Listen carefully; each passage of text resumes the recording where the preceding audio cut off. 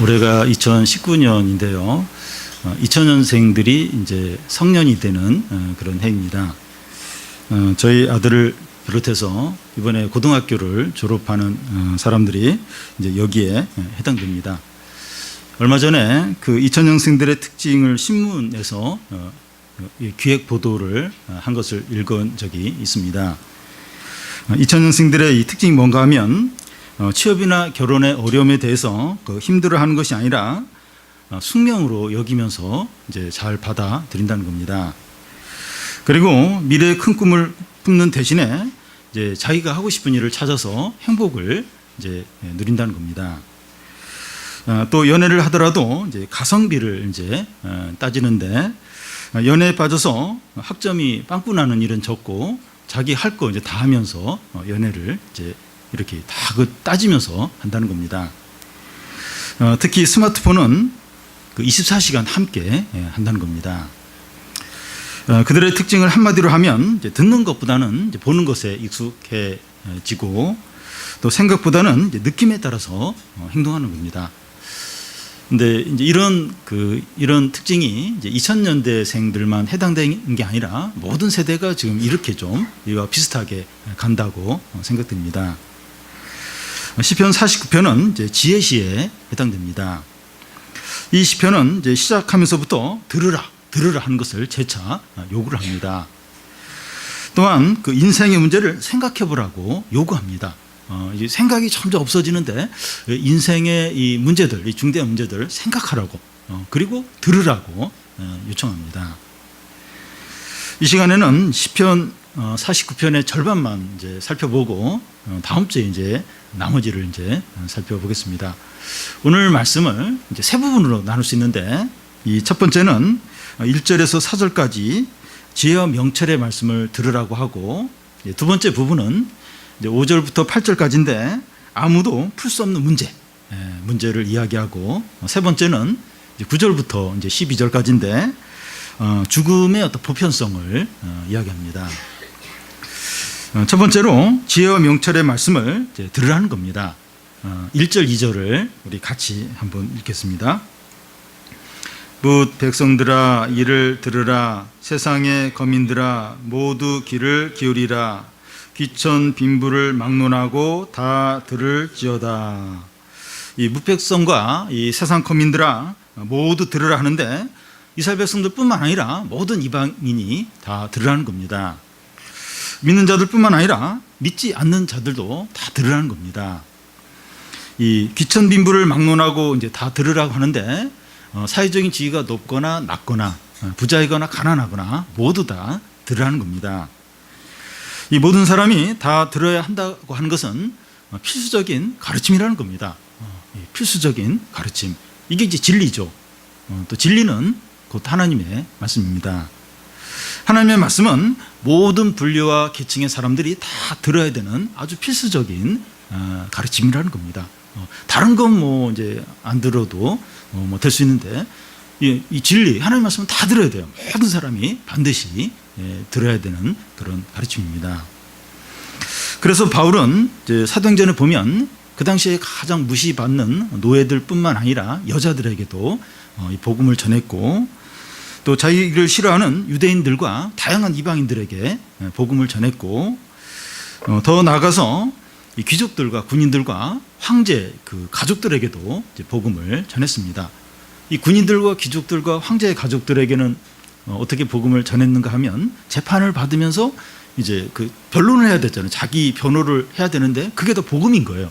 그래서 그 황제 가이사, 황제 그 친척들, 가족들, 또 귀족들에게도 이제 복음을 이제 전하게 됩니다. 인문학이 최근에 사람들의 이제 관심을 받으면서 백화점에서도 뭐 인문학 강좌를 개설하고 또 기업에서도 직원들에게 인문학 강의를 듣게 하고 또 어떤 사람은 노숙자들을 모아놓고 이제 인문학을 이제 가르치는데 그 인문학을 듣고 노숙자들이 막 변화되고 뭐 그런 이야기도 하고 또 인문학에 관련된 책들이 많이 팔리기도 합니다. 그래서 참 이렇게 과학기술은 발달하는데 어떤 인간성이나 어떤 이렇게 철학이 약해지는 이런 시대에 이제 인문학이 필요하다. 그래서 모든 사람이 인문학을 들어야 된다 하는데 사실 이 문학은 좀 어렵습니다.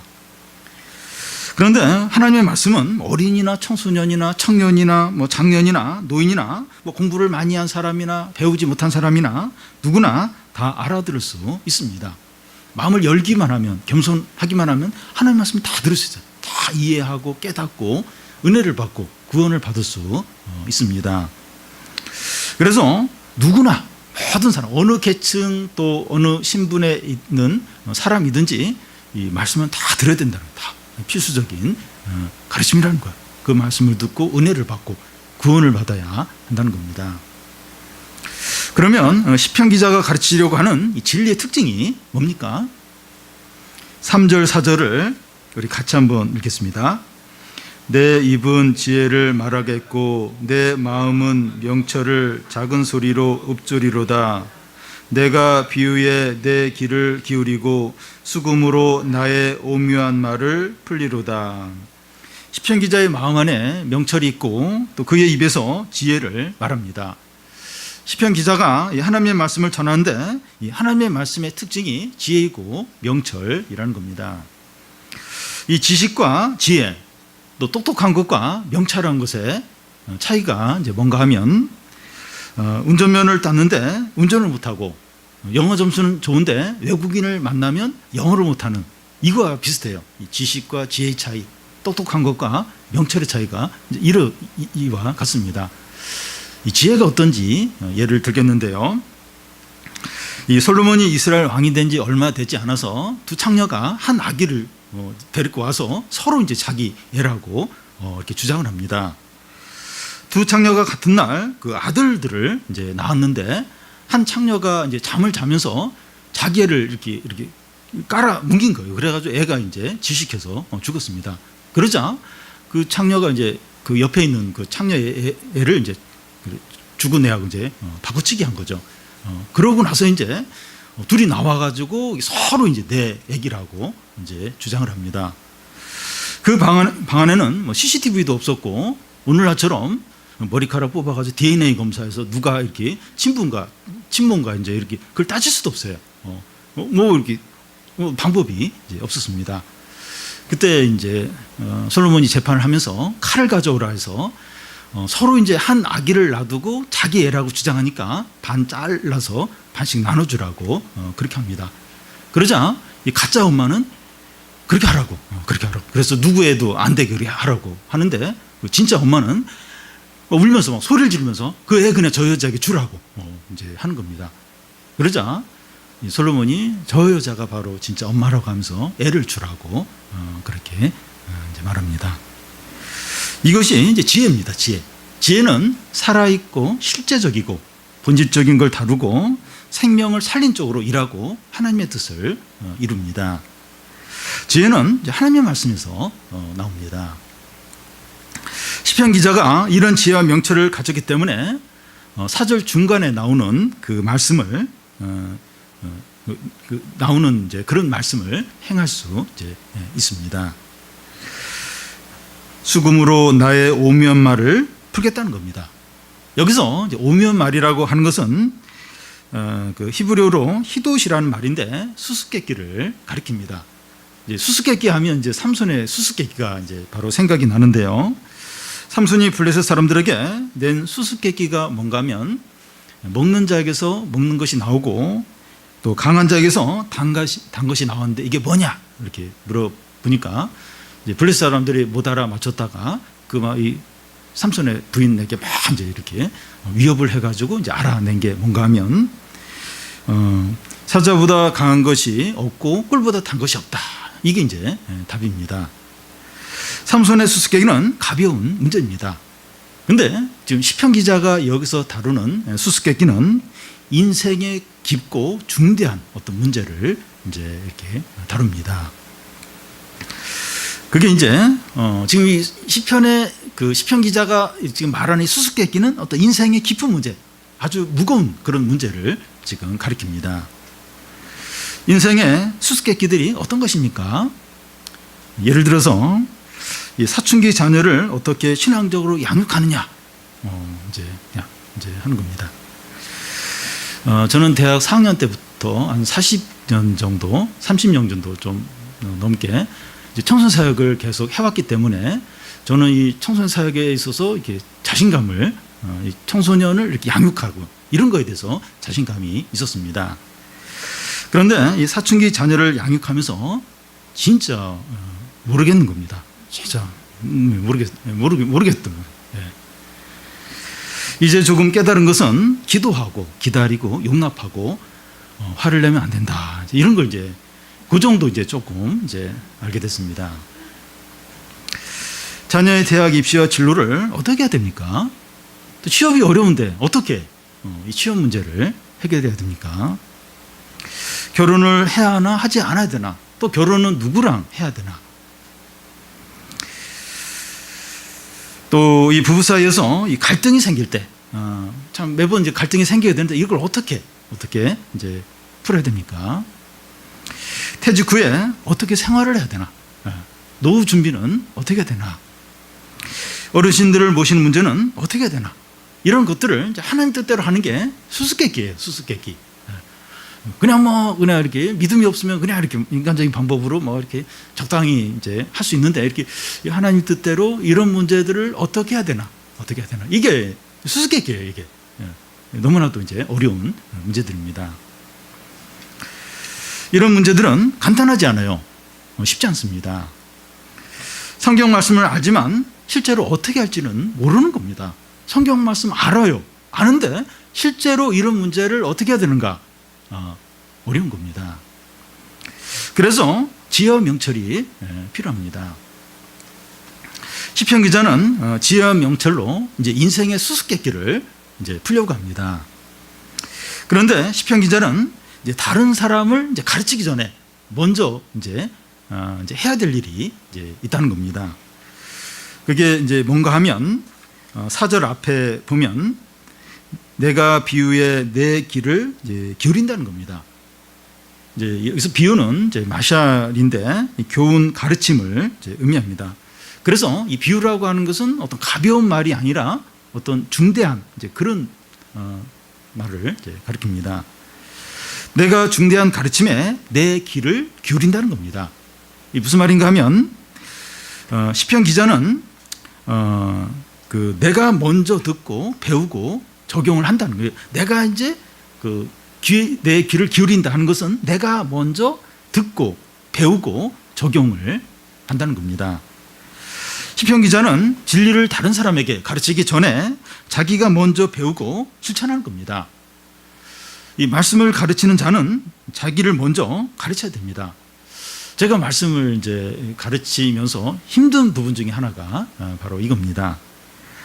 제가 말씀을 가르치면서 이제 저에게 먼저 적용을 하고 순종을 이제 해야 되는데 이제 그러고 싶지 이제 않을 때가 있고 또 말씀을 전하고 나서 제가 지키지 않으면 거짓말쟁이가 되니까 그게 이제 부담이 이제 되는 겁니다. 어떤 말씀은 전하고 싶지 않을 때가 있어요. 나도 이 말씀 지켜야 되는데 그런데 내 자신이 그게 이제 어떤 싫은 마음이 들을 때 이 말씀을 안 전하고 싶어요. 그런 어떤 생각이 밀려올 때가 있고 전하고 나서 큰 부담이 되는 경우가 있습니다. 어떻게 하나 하면서 걱정이 되는 거예요. 전하고 나서 이렇게 못 지키면 이제 거짓말쟁이가 되는데 물론 그렇다고 해서 제가 말씀을 전하고 다 지켰다는 얘기는 아니에요. 많이 못 지켰는데 그래도 이제 힘든 거예요.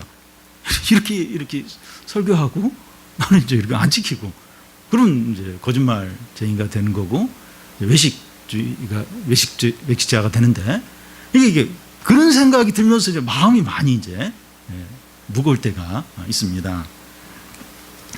그래서 이 야고보서에서는 너희는 이제 많이 선생되려고 하지 말라고 이제 하는데 그 이유가 말을 하고 나서 이렇게 지키지 못할 수 있기 때문이라는 겁니다. 말씀을 가르친 자는 주일학교 교사든지 리더든지 사역자든지 자기에게 먼저 가르치고 순종해야 합니다. 그래야 자기 마음에 명철이 있고 그에 비해서 지혜가 나오기 때문입니다.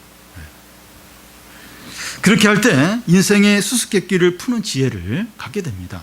그러니까 먼저 자기께 돼요. 자기가 소화가 돼야 돼요. 말씀이 자기께 돼야 그럴 때 이제 마음속에 명철이 생기면서 그 입에서 지혜가 나오는 겁니다. 인생의 수수께끼를 그래야 이제 풀 수 있는, 해결할 수 있는 지혜가 생기게 됩니다. 근데 그렇게 하지 않고 자기에게 먼저 가르치지 않고 적용하지 않으면 그게 자기 게 아니에요. 이 말씀하고 자기랑 이게 분리가 돼 있어요. 그러면 이거 잘 전할 수 있을지 모르지만 지혜가 아닌 거예요. 실제적인 어떤 인생의 문제, 인생의 어떤 그런 문제에 대한 지혜를 갖지 못하게 됩니다. 운전면허증은 따고 운전은 이제 못하는 거예요. 제가 운전면허 배울 때 이렇게 그러니까 후진을 이제 가르쳐 주는데 그 가르쳐 주는 사람이 그 핸들을 두 바퀴 반 돌리고 그 다음에 뭐 그런 식으로 가르쳐 주는 거예요. 그러니까 거기에 딱 맞게 그것만 하도록. 저는 그게 후진하는 건지도 몰랐어요. 왜 이게 두 바퀴 반을 돌리고 후진하는 것도 모르고 그러니까 그 시키는 대로 해가지고 그래서 면허증을 땄습니다. 근데 그때 제대로 못 배워가지고 지금도 지금 주차하려면 지금 10몇 년이 지났는데 지금도 막 헤매고 누가 봐줘야 되고.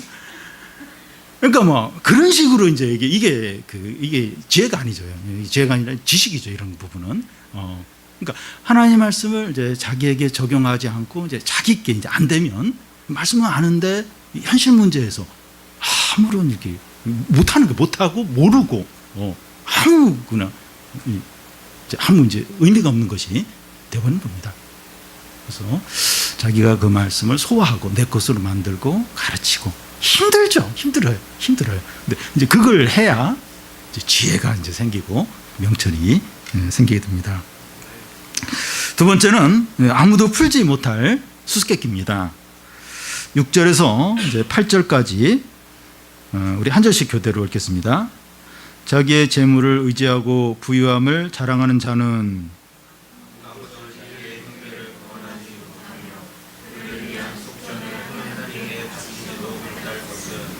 그들의 생명을 속량하는 값이 너무나 엄청나서 영원히 마련하지 못할 것임이니라. 예. 자기의 재물을 자랑하고 부유함을 자랑하는 자가 있습니다. 그는 자기 자신이나 자기 형제가 큰 위기나 이 죽음이 닥쳤을 때 재물로 빠져나오려고 합니다. 그래서 이 빠져나오거나 생명을 건질 수도 있습니다. 그러니까 요즘 보면 하여튼 지금 이 버닝썬 승리하고 또 전준영 또 이렇게 보니까 처음에는 버닝썬으로 시작이 됐는데 수사를 하니까 뭐 카톡 가면서 뭐 동영상 그것도 나오고 또 막 이렇게 하니까 또 막 이 경찰하고 유착된 게 나오고 막 그러니까 이 고구마줄기처럼 하나를 이렇게 끌어올리니까 막 두둑해서 막 동영상 뭐 권력기관하고 유착 뭐 마약 뭐 다 나오는 겁니다. 예. 근데 보니까 이미 이제 이 승리나 이제 연예인들도 특권층인 거예요. 특권층. 돈이 있고 어떤 힘이 있고. 그러니까 이제 권력기관하고 다 이제 유착이 되어서 많은 혜택을 보는 겁니다. 두려울 게 없어요. 뭘 해도 지금 이게 터졌는데 그 전까지는 다 통했어요. 무슨 짓을 해도 다 막아주는 거예요. 이 총경이 나서서 다 막아주고.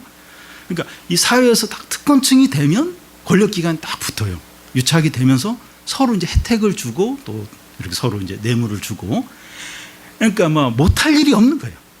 모든 일을 다 하는 겁니다. 그러니까 사람들이 특권층이 되고 싶어 하는 거예요. 돈을 벌어야 된다. 사회적인 지위를 가져야 된다. 권력을 가져야 된다. 왜냐면 그러면 이제 다 권력기관. 그러니까 계속 이제 지금 재수사 들어가는 그런 부분도 이미 딱 이 특권층이 되어서 권력층하고 이렇게 되니까 몇 년 동안 계속 이제 수사를 해도 그냥 이렇게 제자리에만 도는 겁니다. 왜냐하면 권력기관이 비호를 하니까 혜택을 주니까 이게 죄도 밝혀지지 않고. 그러니까 이 특권층이라는 게 우리는 이제 섬이니까 그런 걸 잘 모르는데 이 특권층이 되면 혜택이 엄청나게 많을 겁니다. 죄를 져도 다 그냥 무마가 되는 거예요. 그럼 그러니까 이제 딱 특권층이 되면 어떤 큰 공경이나 어떤 죽음 앞에서도 다 벗어나는 거예요. 다 벗어나는 겁니다. 그런 일이 너무 많은 거예요. 근데 이제 하나님이 딱 작정한 그런 큰 공경이나 죽음 앞에서는 못 빠져나옵니다. 딱 이제 한 번은 이제 진짜 안 되는 겁니다. 근데 사람들은 이제 하나님을 의지하기보다 재물을 의지하고 이 하나님의 구원을 찬양하기보다 자기의 부유함을 자랑합니다. 왜냐하면 특권층이 되면 그만큼 혜택이 많으니까 하나님 의지하지 않고 재물을 의지하고 또 하나님 이름을 찬양하기보다는 자신의 부유함을 자랑합니다. 돈이 없으면 모르는데 돈이 많으면 이렇게 되기가 쉽습니다.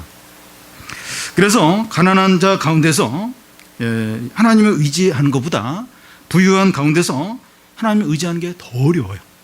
훨씬 더 어렵습니다. 그래서 부자가 천국에 들어가는 것이 낙타가 바늘길을 통과하는 것보다 더 어렵다고 하는 겁니다. 부자 되면 뭐 걱정 없이 신앙생활하고 더 믿음으로 잘 지낼 수 있을 텐데 안 그런 거예요. 이게 천국에 들어가는 게 너무나도 어렵다는 거예요. 부를 하나님보다 더 의지하기가 너무나 쉽기 때문입니다. 그러므로 이제 부유한데도 겸손하게 신앙을 잘 지킨다. 굉장히 귀한 겁니다. 이게 얼마나 어려운지 몰라요. 어렵고 고난 가운데 있고 또 질병 가운데 있고 이럴 때는 막 간절하게 막 밤에 잠을 못 자면서 막 기도하고 그런데 병이 다 낫고 경제적으로 좋아지고 사람들 인정받고 이런데도 겸손하게 이렇게 자기를 부인하면서 신앙을 지킨다는 게 너무 어려워요. 그만큼 그렇게 신앙을 지킬 때 너무나도 귀한 겁니다. 부자는 자기 재물로 구원을 얻으려고 하는데 구원을 이제 얻기 위해서 이 치러야 될 값이 너무나 비싸다는 겁니다. 8절에 보면 그들의 생명을 속량하는 값이 너무 엄청나서 영원히 마련하지 못한다는 겁니다. 주일날 우리 오전에 마태복음 말씀 1만 달란트 비유를 봤는데요. 재용서를 받으려면 1만 달란트를 내야 되는데 그 1만 달란트가 오늘날 현금으로 이제 그 환산하면 1조 원이 넘는데 1만 달란트를 오늘 현금으로 이제 해서 그런 엄청난 돈을 부자가 어디서 마련을 하느냐 하는 겁니다. 물론 이제 그래 세상적으로 보면 뭐 재산이 뭐 이렇게 막 몇십조 원 되는 그런 사람도 있는데 그러니까 그냥 볼 때 세상에서 아무리 부자라고 해도 1조 원을 어디서 마련을 하겠습니까? 부자가 재용서를 받고 이제 구원을 받는 비용이 1조 원이 넘는데 그걸 어디서 마련해서 그 돈으로 자기 재산으로 구원을 받겠습니까? 그래서 부자는 이제 구원받지 못합니다. 그러니까 부자는 재물을 의지해요. 하나님께서 재물을 의지해서 그걸로 구원을 받으려고 하는데 그 생명값을 얻는 이렇게 구원을 받는 비용이 너무나도 비싸다는 거예요. 1만 달란트가 된다는 거예요. 그래서 이제 부자는 이제 그 자기 재산으로 이제 그 구원의 비용을 치르려고 하는데 구원을 못 받는다는 거예요. 그게 너무 비싸다는 거예요. 너무 비싸다는 겁니다. 제자들은 그 예수님께 나왔던 부자 청년이 구원받는데 실패하는 것을 보고 그러면 누가 천국에 들어갈 수 있느냐, 들어갈 수 있겠느냐 하면서 난감해합니다. 재산이나 사회적 지위나 명예나 선행으로는 안 되는 겁니다. 그래서 부자가 이 구원받는 문제는 풀 수 없는 수수께끼인 거예요. 이 부자들은 재물을 의지해서 이제 구원을 얻으려고 하는데 이게 안 되는 거예요. 이게 비용이 너무 비싼 거예요. 그래서 이걸 풀지를 못하는 거예요. 이게 해결이 안 되는 겁니다.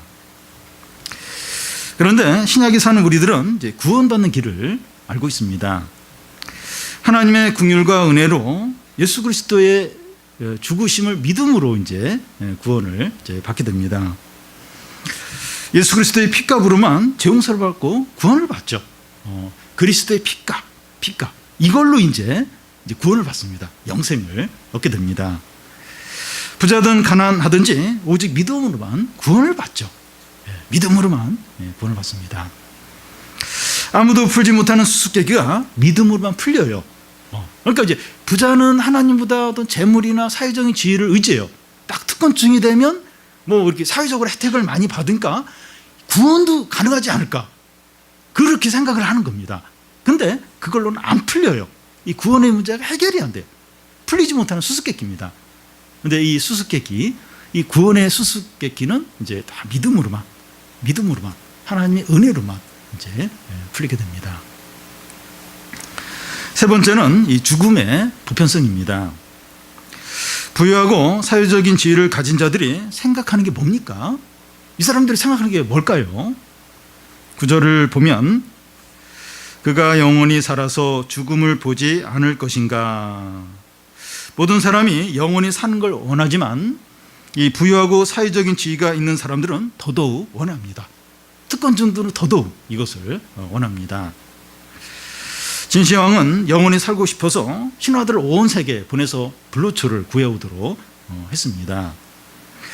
부유한 자들은 영원히 살지 못하더라도 남들보다 더 오래 살기 위해서 건강관리에 신경을 쓰고 안전에 관심을 많이 두고 몸에 좋은 것들을 많이 찾아서 먹습니다. 그래서 이제 영원히 살지 못하더라도 그런 기대를 가지고 있죠. 오래오래 살기를 희망합니다. 근데 실제는 어떻습니까? 10절, 11절을 한 절씩 교대로 읽겠습니다. 그러나 그는 지혜 있는 자도 죽고 어리석고 무지한 자도 함께 망하여 그들의 재물은 남에게 남겨두고 떠나는 것을 보게 되리로다.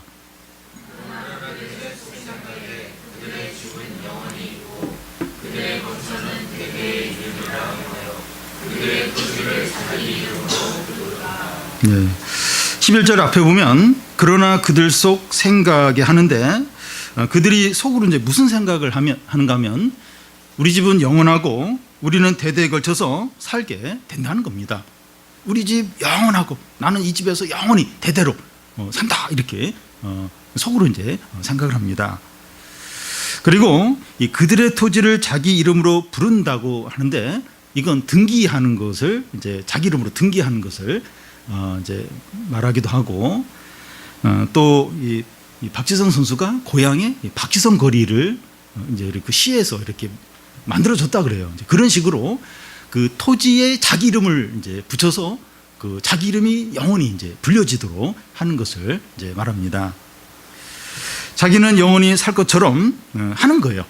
영원히 살 것처럼 대대로 영원히 뭐 토지에 막 자기 이름을 막 붙이고. 근데 실제는 어떻습니까? 10절에 지혜자도 죽고 어리석은 자도 함께 망한다는 겁니다. 지혜자는 영원히 살든지 아니면 오래 살 것 같아요. 왜냐하면 지혜로우니까. 근데 어리석은 자와 다름없이 죽는다는 거예요. 지혜자도 죽고 어리석은 자도 죽는다는 겁니다. 지혜자가 이렇게 죽는다면 모든 사람이 이렇다는 거예요. 지혜자가 죽는다, 어리석은 자와 함께 죽는다. 그러면 지혜자가 죽을 정도면, 그냥 지금 어리석은 자와 비슷하게 죽을 정도면 모든 사람이 그냥 이제 다 죽는다는 겁니다. 이 10절 중간에 그들의 재물은 이제 남에게 남겨두고 이제 떠난 것을 보게 된다고 하는데, 이 부자가 죽음으로 그의 재물을 이제 다른 사람들이 취한다는 겁니다. 어리석은 부자 비유에서 이 부자가 많은 재산을 자기를 위해서만 사용하려고 했을 때 밤에 이제 하나님이 와서 내가 네 영혼을 가져가려고 하는데 그러면 너의 재물이 누구 것이 되겠느냐 이렇게 합니다. 재산과 사회적인 지위가 죽음 앞에서 아무런 의미가 없습니다. 이런 것들이 죽음을 피해 가거나 생명을 연장시켜주지 못합니다. 거지 나사로와 부자 비유에서 이 부자와 나사로가 같은 날 죽는데 이 부자라고 해서 하루도 이제 연장되거나 죽은 후에 부자라고 무슨 혜택이 있는 게 전혀 아닙니다. 그러니까 같은 날 딱 죽어요.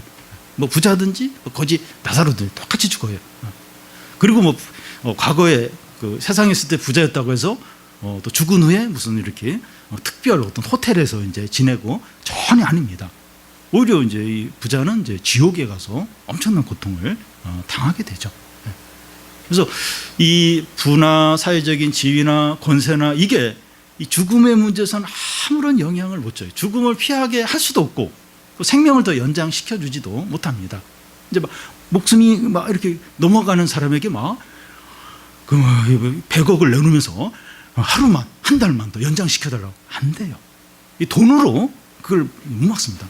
내가 절대적인 권력, 이 대통령인데 이 죽음을 피해가게 해달라고 근데 죽음이 왔을 때는 뭐 대통령의 권력이든지 뭐 누구의 권력이라 할지라도 이 죽음을 피하지 못합니다. 이 특권층 뭐 절대적인 것 같아요. 뭐 불가능한 일이 없는 것 같아요. 근데 이 죽음 앞에서는 특권층이고 뭐고 아무 소용이 없게 됩니다. 모든 사람이 죽음 앞에서 동등해요. 그 전까지는 막 사회적인 지위 막 모든 게 차이가 있는데 죽음 앞에서는 똑같습니다. 똑같이 죽음 앞에서는 모든 사람이 동등합니다. 그래서 오늘 말씀의 결론이 뭡니까? 12절을 우리 같이 한번 읽겠습니다. 사람은 존귀하나 장구하지 못하며 멸망하는 짐승 같도다.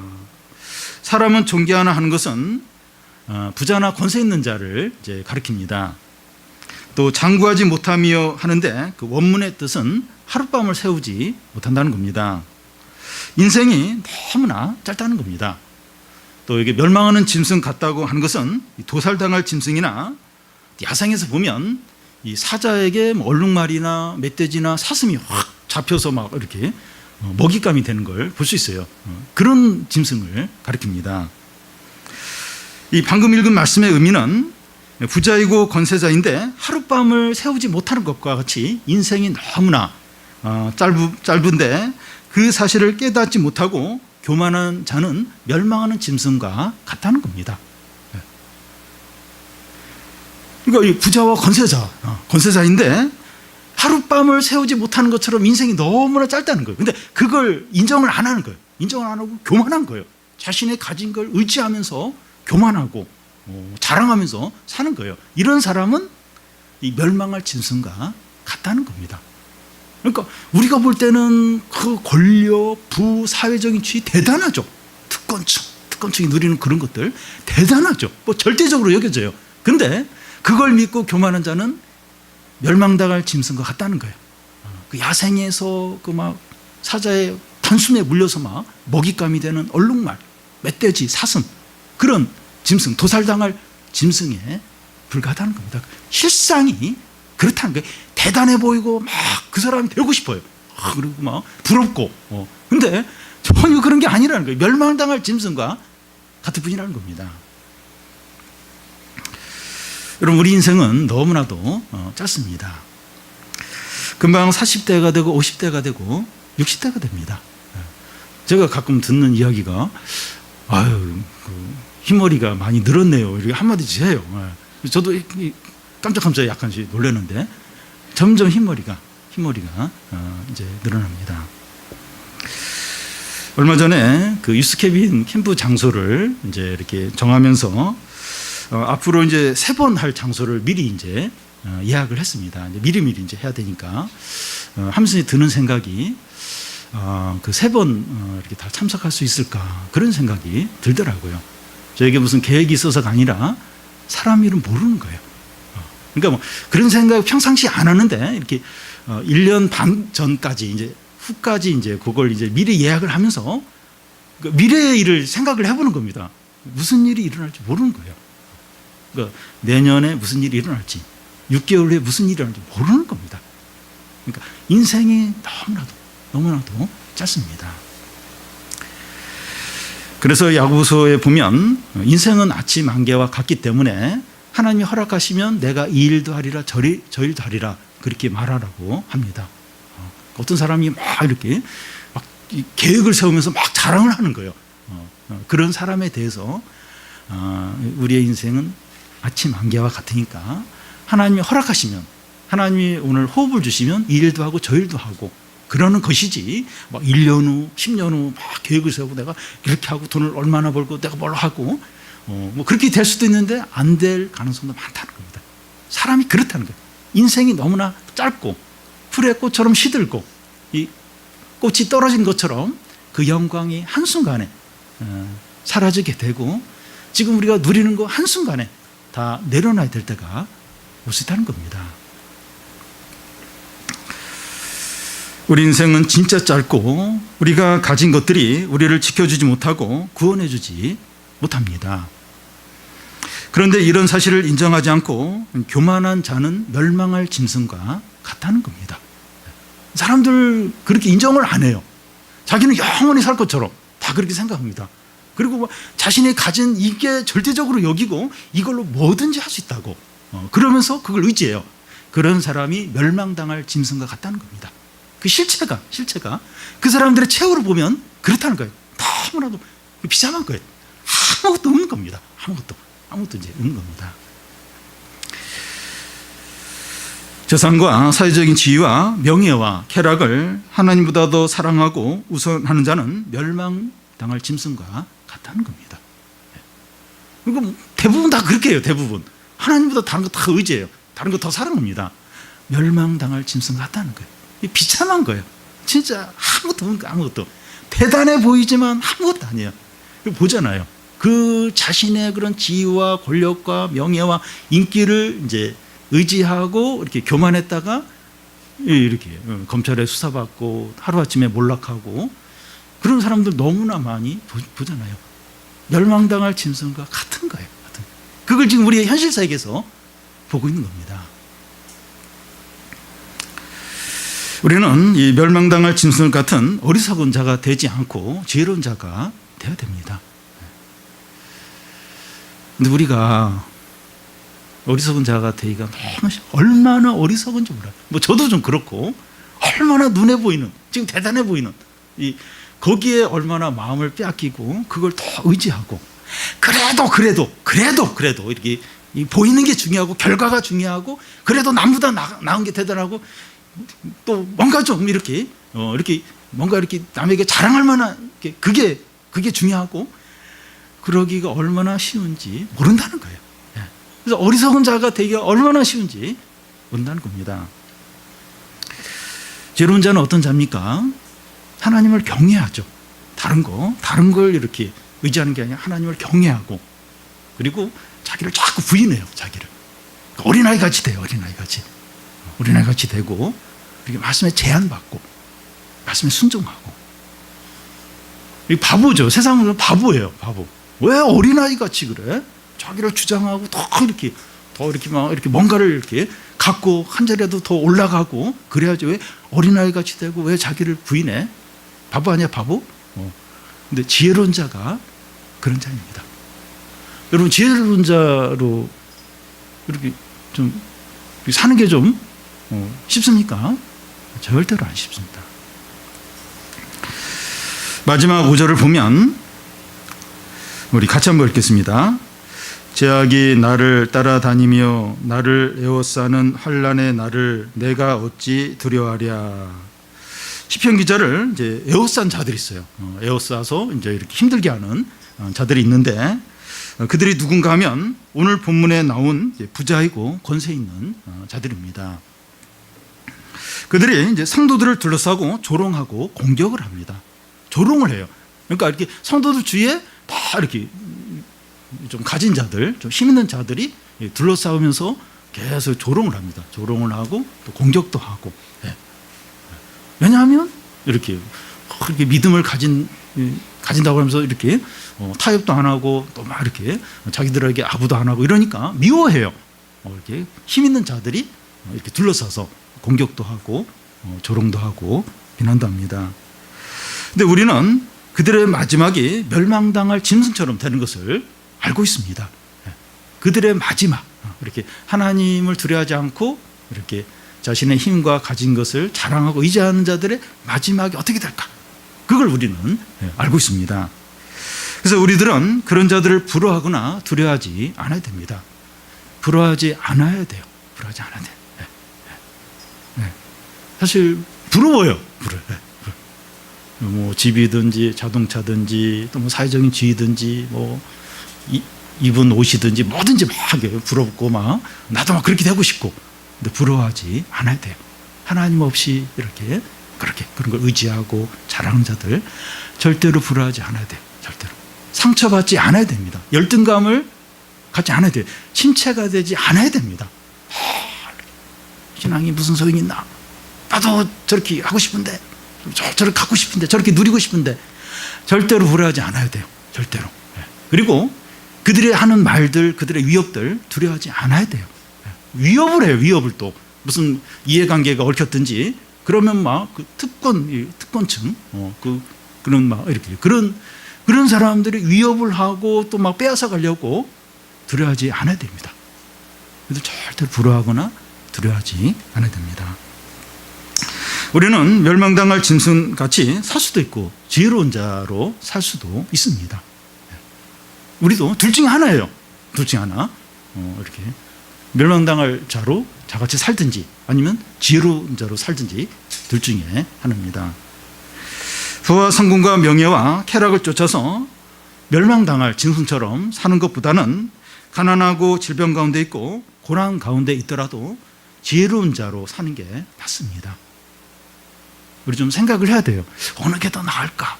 어느 게 더 나을까? 배고픈 소크라테스보다는 배부른 돼지가 낫지 않을까? 신앙이 무슨 중요한가? 일단 좀 여기서 좀 더 좀 인정받고 누리는 게 낫지 않을까? 네.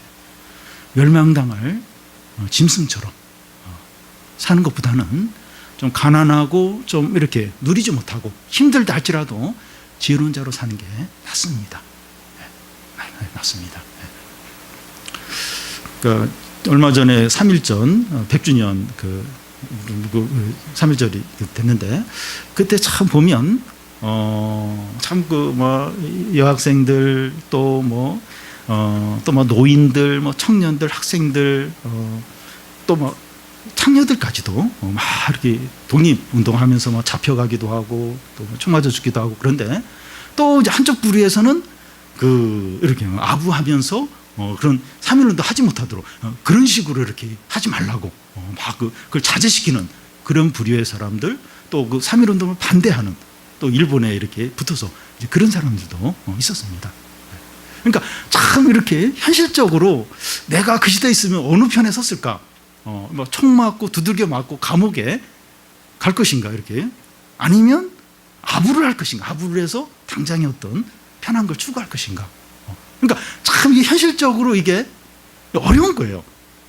내가 이렇게 좀 힘들더라도 좀 어렵더라도 지혜로운 자로서 하나님을 경외하면서 말씀에 제한받으면서 이렇게 살 것인가? 아니면 그냥 좀 어떻게 되든지 좀 누리고 즐기고 삶의 어떤 쾌락을 추구하고 명예를 추구하면서 신앙은 좀 어떻게 되든지 그렇게 살 것인가? 우리 생각을 좀 해야 됩니다. 어떤 삶이 참된 삶인가? 인생이 너무나 짧고 죽음 앞에서 모두 공평하다는 것을 기억해서 언제나 어떤 상황에서나 지혜로운 자, 하나님을 경외하고 말씀에 순종하고 제한받고 어린아이 같이 사는 우리 성도들이 다 되시기를 바랍니다.